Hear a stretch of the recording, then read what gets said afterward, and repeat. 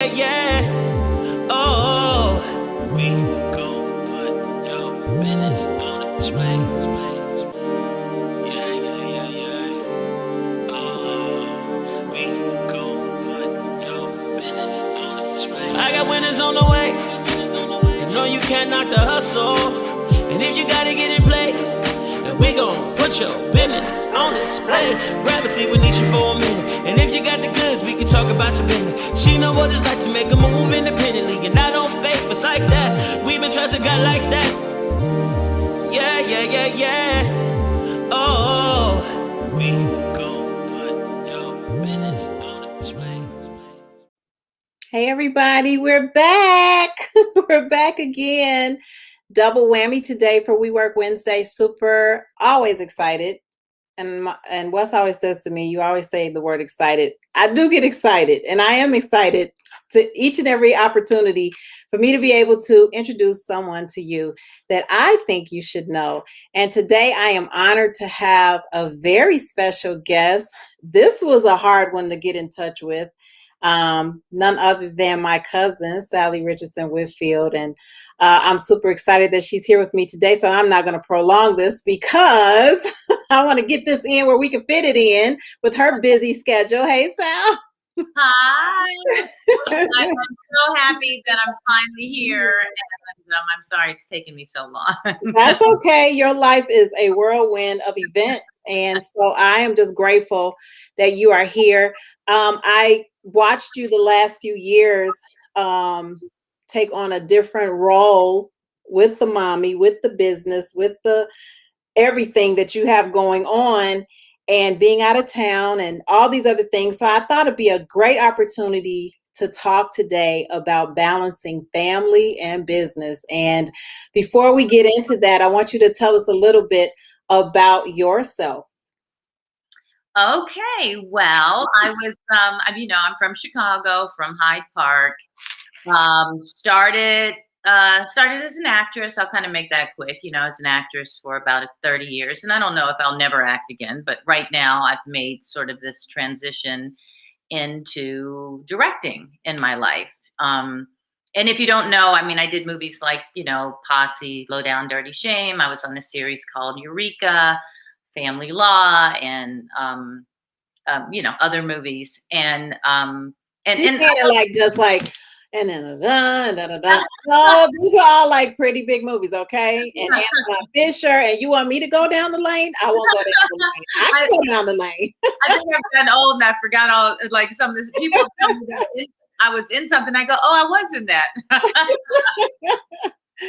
But anyway, I made, as a lot of us do, I made a transition at a certain point in my life into same business, but a different role as a director.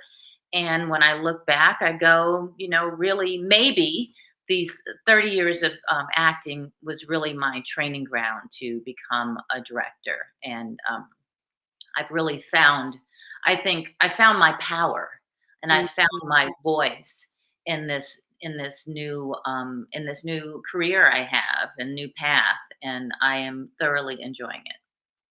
Well, that's really cool to hear because it just definitely keeping you busy and not being able to slow down. But I know you're home right now. So where do you currently live? I live in California, and where, unfortunately this is, I like LA, but, is where I kind of have to be for work. And yeah, I'm here in California. Okay, and I think you're married and have kids. No, I'm not telling. Okay, and I know. And fur babies. I know, I'm not telling much about. Okay, so I've been married, I think, 19 years to Dr. E.T. Whitfield. I have two children who are 16. Her name is Parker, and my son is Dre. He's 12, and she's a freshman. He's in 7th grade. And yeah, okay, there. Now I've said it all. Okay, you said it all. Okay, that's the family stuff. That's really the best stuff of why you're doing what you do, right? So, Anyway, I wanted to tell the story, you guys, because I remember this. Now, Sally's my cousin through marriage, a previous marriage, and her brother is my biological cousin, Nayland. And so I remember this. They were living in Hyde Park. We were visiting Auntie Marcia. I don't know why we were over there in Nayland. And Sally brought out this portfolio. I think you were 16. And you brought out this portfolio. And you told me, you was like, I'm going to go to California. And do you remember this? No, but if I had but I was probably older. I was probably like 18. So? If I was talking about moving to California and had pictures, I might have been a little older, I It think. was a portfolio. That's all I remember. Yeah. It brought me pictures of you modeling and different things like that. But anyway, it just brought me back to that memory when I was thinking about doing this today and talking to you, because I said, wow, people's dreams really can come true, and they can see it in the future. And so no matter what, you'll always be an actress, but the direction you're in doesn't mean that it takes away from your for your main career. It just may take you in a different direction. So just thought about that when I was a little. I wasn't that little, you guys. We're not that far apart. I'm 51, so I can't say I was a little girl. Okay. I'm older than you, but I know. Okay, so here we go. I wanted to just say, how has it been just balancing business and family, and really being away on and off? How is that? I think it's been much harder than, as an actress. I was away a lot. I had a Right. series in Canada. Anaconda. Okay, I just remembered that. Yeah. I was, as an actress, I lived in, or kind of half the time I was in Vancouver, and would go back and forth. But, Parker was young then, and she could come with me, and it was easier for me to go back and forth. For some reason, and then with COVID this last year, um, the show I started was in September in New York, and I just got back. And I should have been able to travel back and forth, but because of COVID, it really made it almost impossible. Like, I got back a few times, but anyway, it's hard. That's all I can say. It's not conducive to a great family dynamic. I mean, luckily my children are older now. Yeah. Parker and I we've stayed really close because we talk all the time, almost maybe more. When you're at home with your kids, Right. everyone goes to their rooms, they got homework, she has teenage life.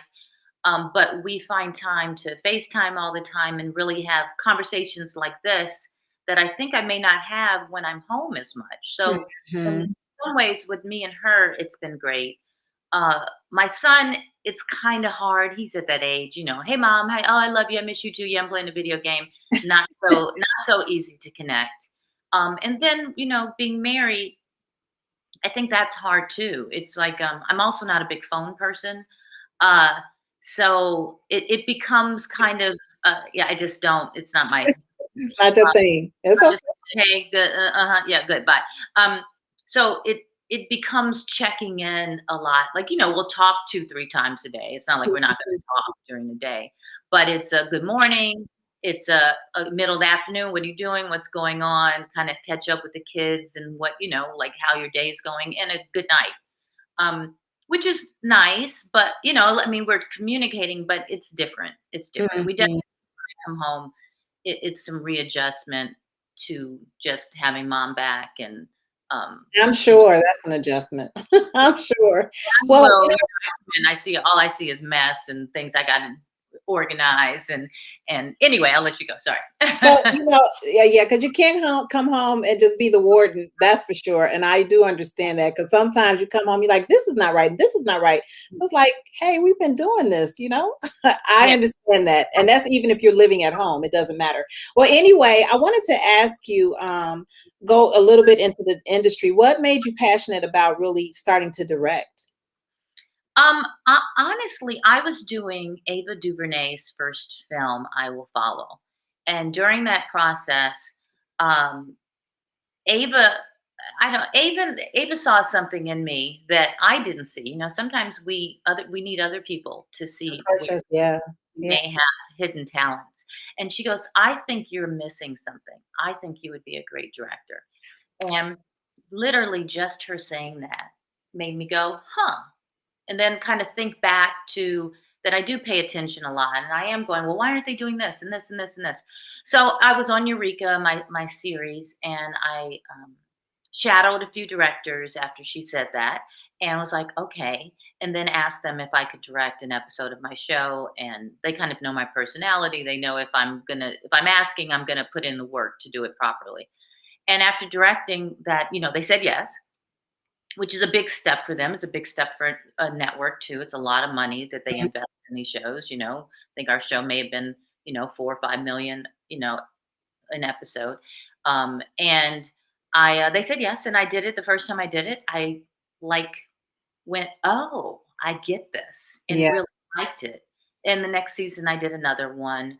But then my kids were younger, and it wasn't the right time for me. And I was still on the show for a little longer, but it just wasn't the right time to tackle this because, as I've said, I've I'm out of town a lot now. I'm Yeah. gone a lot. It's like if mom went back to medical school or went to law school all of a sudden, it's Yeah. like you have to jump in, like immerse yourself completely.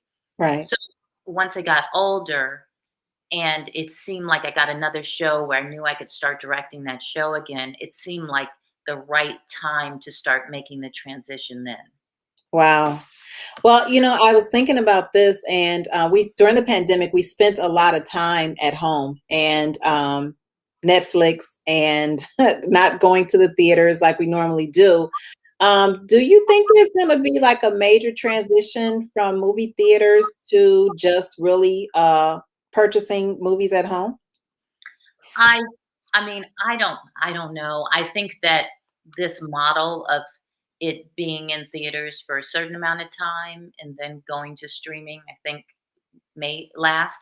I personally have been so excited that the movie theaters are open again because I Yeah. like to see a movie big. Maybe I'm hoping what it does is make people go, "Oh my God, now I know what I've been missing." There's Okay. some films you want to see on the big screen, and I want to experience it that way. So that would be my hope, that we can, still conserve that beautiful movie experience because it's a different. You know, you watch even though we have big TVs, it's still not the same feeling to see a movie at the movie theater. It's just That's not. very true.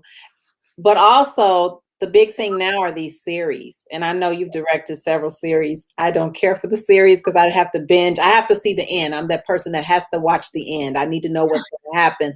So I binge all in one. I can't do the week to week to week. But that's becoming really more popular. And why do you think? Why do you think so?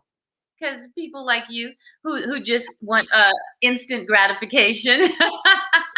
I get it because I do the same thing. A lot of times even the shows that on the streaming services that don't let you binge, I will wait at least so I can watch 3, 4 episodes at a time.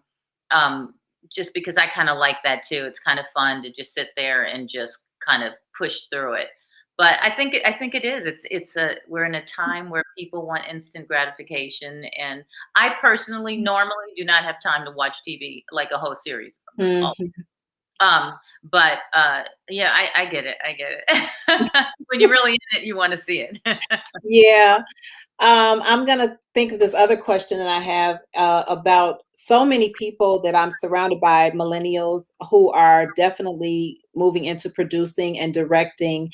And I thought about this. We were supposed to do an interview a few months back early winter months about really some advice that could be given because everybody just thinks it's just so easy to dive into. I know 3 young people right now who have moved to California to start their career. I know some family members who have struggled throughout the years, just trying to get in. So what advice could you give people that are really trying to get into the field of or the industry of the arts and television and movies? What advice could you give them? Well, honestly, it's a little hard for me to tell people, like some of the young people, because I started at a different time, right? I would say this is not an easy field. This is not a like if you want to be an actor, you're a good liar kind of thing. This is which a lot of people will say. Um, it is a live and breathe. Is there any if you have to want this more than anything in the world? Like there can be, it's not like, oh, I'm just gonna dabble. I think that most people think if they just become an influencer, that's enough. That might be enough for you to make some money, but not make art out here. I didn't go to a university. I regret that. I see a lot of people who are, like the last show I've been working on the Gilded Age. You got all these big, Yale graduates, Yeah. NYU, people are going to school for this. Okay. There is a lane for that. There is a lane and a technique if you want to be a great actor to go to acting school. Or even if it's not at a university, find acting classes. Um, find, if you want to be a filmmaker, I do find that, most of the time when you get out of film school, you're going to have to go back to school in the business again, basically, because what you're learning in school is not the same as on the grounds work. But there are things that I've had to catch up to, even though I'm directing big shows, because I don't have that film background from a university. So I think that I would encourage people to go to school for it, or at least take acting classes. But there is an avenue if you are if you really feel like you're a filmmaker. You have phones now. It's so easy to make, if it's not a phone or one of these 5D cameras, you can make your own film. There's Hmm. no excuse. I also tell people that like I wish I was a writer. The writer is king here, especially in TV. If you can write your own stuff and create your own content, uh, you will be successful. But again, being a writer, there's some technique involved, and you can't just throw anything up there. You need some technique, and that is either from reading books up on it or going to school about it. Yeah. I was thinking while you were talking about how just because you went to school for it doesn't mean you actually have the skill set. You could have the knowledge, but you don't have the skill set. So although you didn't actually go to you've been directing a long time. So you know what I mean? So your eyes and your vision and your gift will be able to see and supersede that. And it doesn't negate going to school for what you want to do, but it does say you do need to know your skill set. Would you agree with that? Absolutely, absolutely. I mean, I learned mine on the job. I went to the school of hard knocks. I watched, I paid attention, and also there is something to be said that some people like. I realized at this point, I have a friend who's a photographer, one of my best friends who I've known, for the last 30 years, and he's a huge photographer. And he came to visit me on the set. He goes, "Oh my God, all these years I've known you. I didn't know you had an eye. Because I see things the way he does, like a photographer too. Mm, But I didn't know that. And so either I think that, like I said, this was, God's vision for me. I just didn't know it. And I have the right temperament and the right eye to be a director. Um, I just found out later in life. and probably at the right time for you and Yeah, for your family. absolutely. Yeah, it's all whatever the plan is, right? All in divine order. That's right. So I know that you've accomplished so much throughout the years, but what has been one of the most rewarding things that you can look at and say, you know what, this has been rewarding in the career, not necessarily in your family, Right. but in the career? Um, I think that it's all. I've always had trouble with that question. Even they're like, "Oh, what's your favorite movie?" Because I always feel like it's not there yet. So I'm always looking for, like, what is this next step? Um, so it's probably right now the job I just finished for HBO, The Gilded Age, just because it's not only am I the director of it, I am one of the executive producers. Oh, wow. So I have much more control of what I'm doing. And as I've built my career through directing, the more control I have of what the final product is going to look like, um, and and building these worlds out, having more control of that, the more I feel empowered, and the more I feel fulfilled in my art. So I really think it would be this job, The Gilded Age, and the one I did before this called The Wheel of Time. I was shooting that in Prague. And really it's because I have people here who every once in a while I just go, I can't even believe these people are trusting me with so much money, but who really trust me, and there's no one micromanaging me, and they go, okay, we hired you for a reason, and I'm doing what I do, and I don't know, I feel like people believe in my work, so anyway, it would be this job right now. Well, it's proven fact, because when they keep asking you for more, that means something is there that they're like, more, more, more. So congratulations on that. I really love that. And I'm super excited to know every time you have produced or directed something. So I'm going to end this with practical life lessons, because we talked about a little bit about balance, family, work, career. But practical life lessons are so key for people to hear, especially with people with prestige and who have walked different walks of life. So tell us a practical life lesson that you've learned just throughout your whole entire journey. Practical. People say I ask hard questions. I don't mean to. No, it's a hard one, because they're so I think most of the real practical ones are things that are so obvious but people don't do, which is not be on time, be early, be over prepared. I'm always over prepared, and I say that because I just go over and over things. Procrastination will kill you. Always know that part of the reason I have worked so much is that people like to work with me.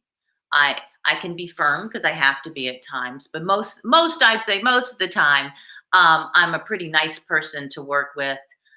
If I'm wrong, and I will apologize for it. If I say something out of hand, because on a set things get real heated, and I look back, I always apologize. People who work for you appreciate that. I give credit where credit's due, because this being in the film industry while doing a show, it is a collaborative process, and there's times people go, hey, did you see this? And maybe you didn't.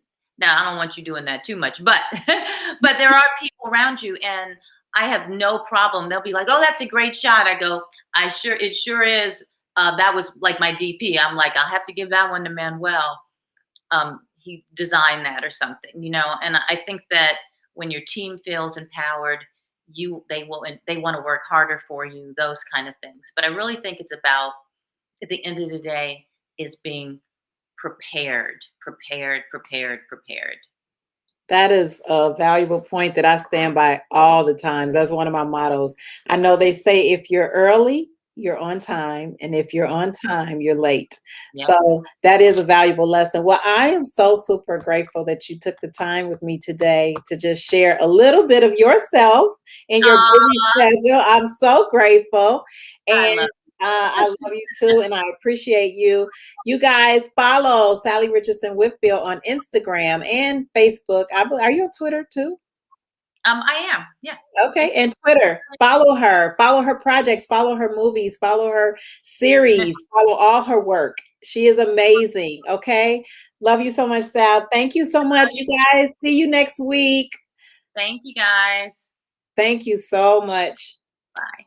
I have to figure out how to turn it off. Bye, everybody. Yeah. Oh.